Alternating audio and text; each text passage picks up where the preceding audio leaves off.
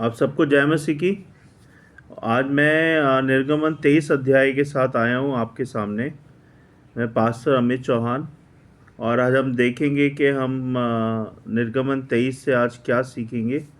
इससे पहले कि हम लोग वचन में जाएं, आइए हम सब मिलकर प्रार्थना करते हैं। हे पिता परमेश्वर, हम सब आपके चरणों में आते हैं और हम सब आपसे विनती करते हैं प्रभु कि अपने वचन को हमें सिखाएं, हमें बताएं। तेरे वचन को हम समझने वाले बने, तेरी बातों को हम जानने वाले बने। हमारे कानों को खोलें, हमारी बुद्धि समझ को खोलें प्रभु। हमारी सहायता करें कि तेरे वचन को हम सीख पाएँ। हमारे ध्यान को, हमारे फोकस को अपनी ओर, अपने वचन की ओर लगाएं। हमारी सहायता करें। शैतान की देखी अनदेखी स्थानीय शक्तियों को हम सब से दूर करें, इस वीडियो सभा से दूर करें और हमें सीखने में मदद करें, प्रभु यीशु मसीह के नाम से, आमीन। तो निर्गमन 23 अध्याय 1 से लेके और ये है आपका 23 पद तक, ठीक है। तो सॉरी, हाँ 23 पद तक।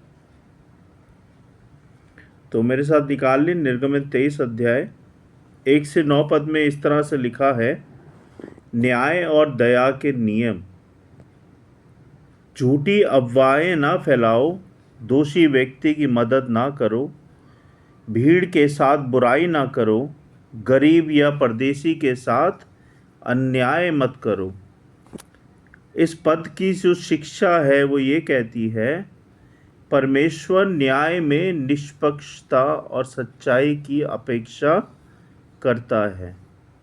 हमें अपने निर्णयों में ईमानदार और निष्पक्ष होना चाहिए, चाहे वह किसी भी व्यक्ति के लिए हो, चाहे वो कोई भी हो। हमें अपने निर्णय ईमानदारी से लेने चाहिए और न्याय करना चाहिए, है ना। चाहे वो कोई भी व्यक्ति हो, चाहे वो छोटा हो, बड़ा हो, गरीब हो, अमीर हो, या कोई भी ऊंची पोस्ट पे हो। जब आपको निर्णय लेना है कहीं पे, तो आपको परमेश्वर को ध्यान में रखते हुए सही निर्णय लेना है, ईमानदारी के साथ, है ना, निष्पक्षता के साथ, सच्चाई के साथ। सच्चाई और न्याय के सिद्धांतों का पालन करके हम एक धर्मी समाज की स्थापना कर सकते हैं, लेकिन उसके लिए हमारे अंदर सच्चाई और ईमानदारी होना बहुत ज़रूरी है। और जब हमारे अंदर सच्चाई और ईमानदारी होती है तो हम सामने वाले का न्याय भी सच्चाई और ईमानदारी से कर सकते हैं। लेकिन हमारे अंदर ही अगर झूठ और कपट भरा हुआ है तो हम कैसे उस सामने वाले का न्याय ईमानदारी और सच्चाई से करेंगे। तो इसके लिए आपका ईमानदार होना, सच्चा होना बहुत ज़रूरी है। निर्गमन 23 अध्याय का 10 से 13 पद में लिखा है, विश्राम और पवित्रता के नियम क्या हैं, है ना, वो हम देखेंगे। 6 वर्षों तक अपनी भूमि की खेती करो, लेकिन 7वें वर्ष उसे विश्राम दो। सप्ताह के 7वें दिन विश्राम करो, अन्य देवताओं का नाम ना लो। इस पद का क्या मतलब हुआ वो हम देखेंगे।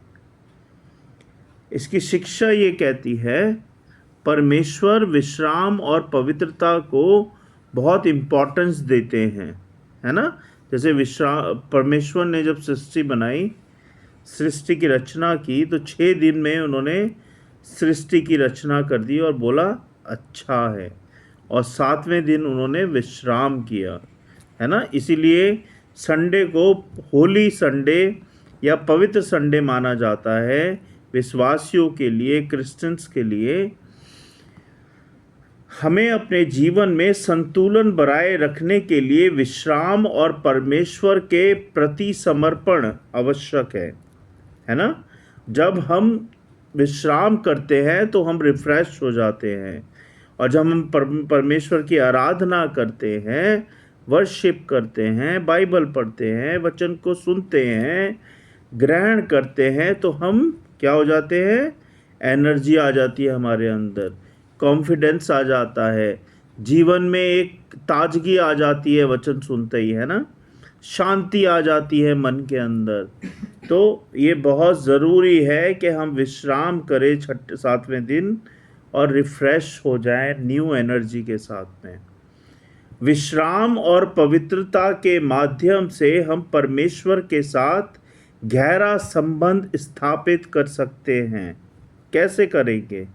प्रार्थना के द्वारा, वर्शिप के द्वारा, बाइबल के द्वारा, चर्च के द्वारा, चर्च के लोगों की संगति के द्वारा हम परमेश्वर से एकांत में, हम परमेश्वर से बातें करके, प्रार्थना करके, उनकी आराधना करके हम अपने संबंधों को उनके साथ स्थापित कर सकते हैं, अच्छे कर सकते हैं, है ना। निर्गमन 23 अध्याय चल रहा है, 14 से 19 पद में लिखा है, वार्षिक पर्व और बलिदान के नियम क्या होते हैं। वर्ष में 3 बार परमेश्वर के लिए पर्व मनाओ, है ना। अख़मीरी रोटी का पर्व आता है, एक आता है कटनी का पर्व, और एक आता है संग्रह का पर्व, यानी कि बलिदानों में खून के साथ खमीरी रोटी ना चढ़ाओ, पहले फलों को परमेश्वर के घर लाओ, है ना, पहले फलों को परमेश्वर के घर लाओ। तो आपके घरों में, आपके कामकाज में, आपकी कमाई में आशीष बरकत मिलेगी जब आप पहला फल परमेश्वर के चरणों में चढ़ाओगे। फल समझते हो? दशवांश।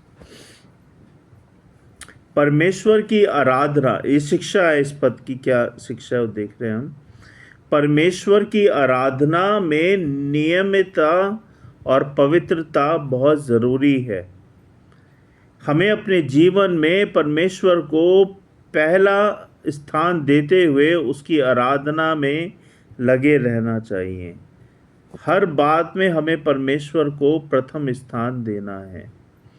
नियमित आराधना और समर्पण से हम परमेश्वर के साथ अपने संबंधों को मजबूत कर सकते हैं। क्या लिखा है इसमें? जैसे कि मैंने आपको बताया, नियमित यानी कि रेगुलरली, समय के साथ जब आप आराधना करते हो और समर्पण करते हो, परमेश्वर के साथ अपने संबंधों को मजबूत करते हो आप, है ना, जो कि बहुत ज़रूरी है इस जीवन की यात्रा में। 20 से 33 पद में लिखा है, परमेश्वर की उपस्थिति और आशीर्वाद का वायदा। परमेश्वर एक दूत भेजेगा जो मार्गदर्शन करेगा। यदि उसकी आज्ञा मानोगे तो वह तुम्हारे शत्रुओं को पराजित करेगा। अन्य देवताओं की पूजा ना करो। परमेश्वर तुम्हें आशीर्वाद देगा और तुम्हारे शत्रुओं को दूर करेगा। शिक्षा ये कहती है, परमेश्वर अपने लोगों को मार्गदर्शन, सुरक्षा और आशीर्वाद देते हैं। हमें परमेश्वर की आज्ञाओं का पालन करते हुए उसकी उपस्थिति में चलना चाहिए। परमेश्वर की आज्ञाकारिता से हम उसके आशीर्वाद, सुरक्षा का अनुभव कर सकते हैं। आपने देखा होगा, जब से मैं निर्गमन पढ़ रहा हूँ या जब से मैंने उत्पत्ति पढ़ी है, आप अगर नोट करोगे तो आज्ञाकारिता पे परमेश्वर ने बहुत ज़्यादा इम्पोर्टेंस दी है। हर पद में, हर शिक्षा में, हर वर्ष में बाइबल के आज्ञाकारिता बार बार रिपीट हो रहा है। क्यों हो रहा है? क्योंकि परमेश्वर चाहते हैं कि हम सब विश्वासी, जितने भी बहन भाई हैं, कि उनकी आज्ञाकारिता में चलें, उनके कहे अनुसार जीवन को बिताएं, है ना। बहुत ज़रूरी है परमेश्वर की आज्ञाओं पे चलना। और जब आप उनकी आज्ञाओं में चलते हो तो आपकी हर लड़ाई परमेश्वर लड़ते हैं, आपके हर दुख को वो दूर करते हैं, आपको हर वो आशीष देते हैं जिसकी आपको और आपके परिवार को ज़रूरत है। तो कोशिश करें कि परमेश्वर की आज्ञाओं को इग्नोर ना करें, उनकी आज्ञाओं पे चलें, तभी आप आशीषित हो पाओगे। इस वचन का जो निचोड़ है वो क्या कहता है? वो ये कहता है कि निर्गमन 23 अध्याय हमें ये सिखाता है कि परमेश्वर की व्यवस्था में न्याय, दया, विश्राम, पवित्रता और आज्ञाकारिता का संतुलन बहुत ज़रूरी है।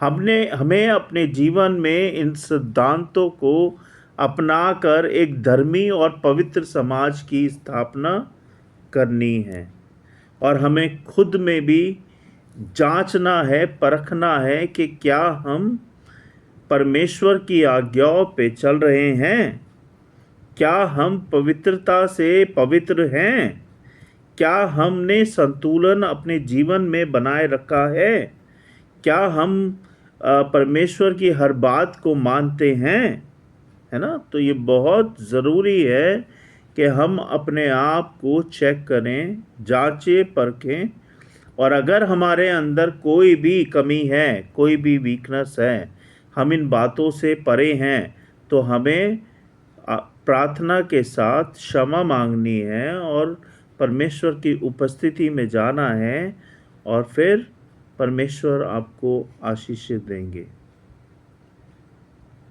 तो ये था आज के वचन का सार। मैं उम्मीद करता हूँ कि आपने वचन को सीखा होगा, समझा होगा। आपके कोई भी क्वेश्चन है, आपके कोई भी प्रार्थना है, कोई भी प्रश्न है, आप मुझसे पूछ सकते हैं टेक्स्ट मैसेज के द्वारा।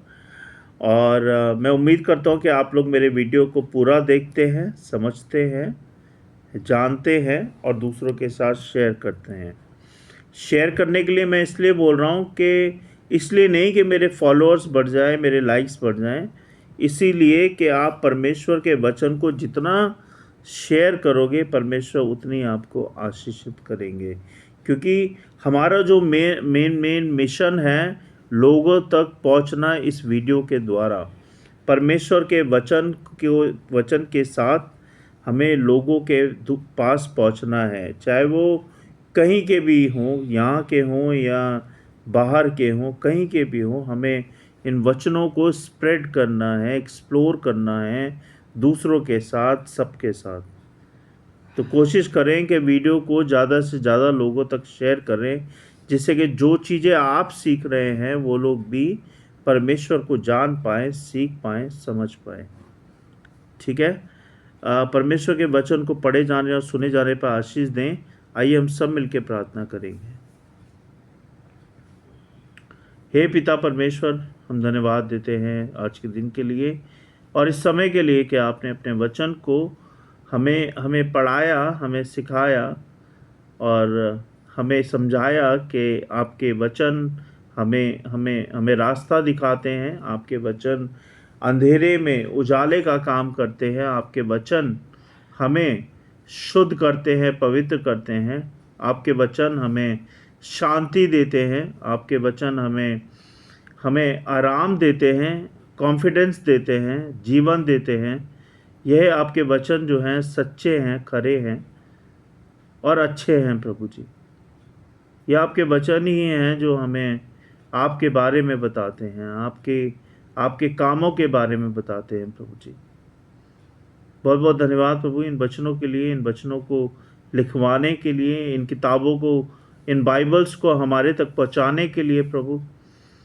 हर वचन को जिसने भी लिखा है प्रभु, उसके लिए धन्यवाद परमेश्वर।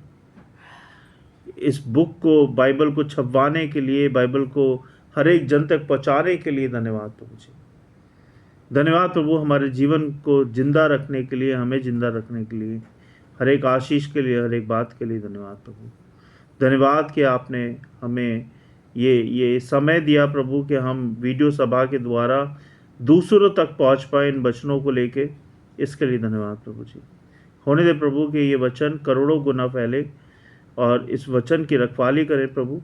जो लोग मुझे सुन रहे हैं, देख रहे हैं, उन सबको आशीषित करें, आशीष दें, ब्लेस करें और सबकी रक्षा करें, सुरक्षा बांधे प्रभु जी।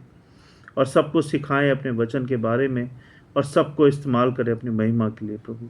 आपकी इच्छा पूरी हो हम सबके जीवन में, हमारे परिवारों में, हमारे घरों में, हमारे कामकाज में, हर बात में आपकी इच्छा पूरी हो प्रभु जी। बहुत बहुत धन्यवाद आज के दिन के लिए, सारी आशीषों के लिए, सारी बातों के लिए, हर बात के लिए धन्यवाद प्रभु जी। हम इतनी प्रार्थना करते हैं प्रभु जी, जब मुस्कान का एक एग्ज़ाम हो गया है और दूसरा एग्ज़ाम की तैयारी है प्रभु, तो अगर आप चाहते हैं प्रभु कि इसका इसका एडमिशन होली फैमिली में हो तो सारे बंदोबस्त कराएं प्रभु जी। अगर आप चाहते हैं तो जामिया में हो तो उसके लिए भी बंदोबस्त कराएं प्रभु जी। हम सारी बातों को आपके चरणों में रखते हैं, हर कमी घटी को, हर परेशानी को, हर फाइनेंशियल दिक्कतों को प्रभु दूर करें परमेश्वर। बहुत बहुत धन्यवाद मेरे बच्चों की सुरक्षा रक्षा बांधे रखने के लिए, हर एक रोटी के लिए, हर एक पैसे के लिए, हर एक बात के लिए, मेरे परिवार के लिए, मेरे बच्चों के लिए, हम सब के लिए धन्यवाद प्रभु जी। धन्यवाद प्रभु जी। हम सारी बातों को आपके चरणों में रखते हैं, सुने ग्रहण करें प्रभु यीशु मसीह के नाम से, आमीन। सबको धन्यवाद मुझे सुनने के लिए, मेरी वीडियो देखने के लिए। जय मसीह की। God bless you all. कल सुबह हम फिर मिलते हैं 10 बजे की सभा में और नए वचनों के साथ। तब तक के लिए good night. Thank you. Praise the Lord.